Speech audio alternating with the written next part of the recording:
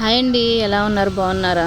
నేనైతే బాగున్నాను, మీరు కూడా బాగుండాలని. ఇది ఏంటనుకున్నారా, ఒక మిస్టేక్ అయితే జరిగింది అండి. ఆ రోజంతా మిస్టేకే జరిగింది. మీతో చెప్తున్నాను ఏంటంటే, ఇడ్లీ రవ్వ అనుకొని ఉప్మా రవ్వ అయితే నానబెట్టేసాను 1/2 కిలో. ఎందుకు నీకు అంత తెలియకుండా ఉంటుందా అంటే, కొంచెం చూసినప్పుడు అయితే ఇడ్లీ రవ్వలాగా అనిపించింది, అందుకే పెట్టాను.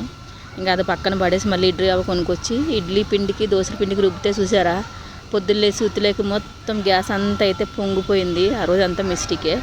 ఇంక నేను గోధుమ రవ్వ ఉప్మా చేస్తే మా ఆయనకేమో చట్నీ కావాలని గొడవ పెట్టాడు. సరేలే, ఇంకేం చేస్తాము, ఉప్మాలో చట్నీ వేసుకుంటారు ఎవరన్నా, అంత వెరైటీ మనిషి, ఇంకా తప్పదని చెప్పేసి మేము ఉట్టుగా తినేసి ఆయనకి చట్నీ చేసి ఇచ్చాను. కొత్తగా ఎవరైనా మన ఛానల్ చూస్తే సబ్స్క్రైబ్ చేసి లైక్ చేయండి.